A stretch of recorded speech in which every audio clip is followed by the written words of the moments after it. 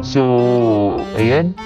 Ngayong araw, change oil natin ang ating Honda Beat at isang tools lang ang ating kinakailangan. 12.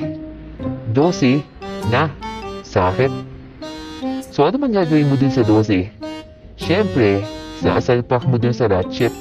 At ito na nga, sasalpak na natin para makuha na natin yung takip. Ayan. So, ang pihit natin counterclockwise, pababa. At pag maluwag, pwede mo nang kamay-kamayin.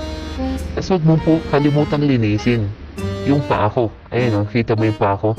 Yung side stand, ayan, side stand mo lang habang naka-center stand, tapos tagilid mo lang.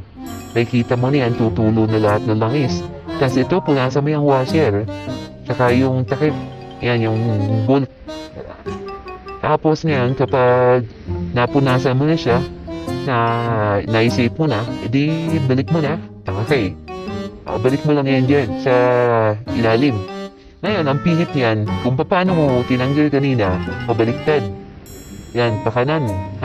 Tingnan mo maigi yung ikot ng kamay ko Pakanan. Yan, para humikpit. Ngayon, pabaliktarin mo din yung set ng ratchet mo. Kasi kanina para luwag Ngayon, paigpit naman. Ngayon, tingnan mo yung kamay ko pataas. Pataas ko pinipihit. Pataas. Pababa. Ayan binababa ko, di ba? Kaya pababa.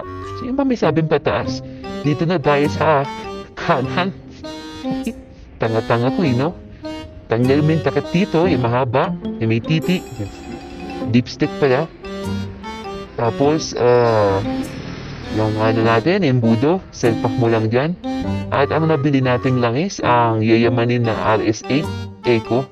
Kasi, alam mo naman, magdadalawang taon na itong motor, ang tinakbo, 1,000.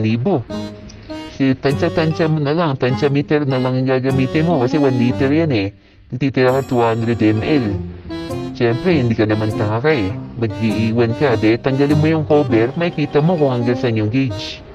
Tansya mo lang. Di ba, bango-bango ng langis? Yung sobra, ilamin mo. Wala kang magawa. Kita mo, sobra pa. Pwede na ba yan? Hindi pa. Salina mo. Ayan, pag tinanggal mo na yung embudo, hindi ko na tinakpan. Start mo agad. Ayan. At ang odo natin ngayon, 1,600. 1,600 na tayo mga idol. 1,611. Tapos, warm up na natin yan. Napakaangas. Ang galing-galing. Tapos na. Ano lang, hindi ka nagbayad ng 300 sa labor kasi dito labor sa amin 300 diba? Nakatipid ka pang 500. Kasi kinuha ko lang yung langis Alright? Diba? See you next vlog.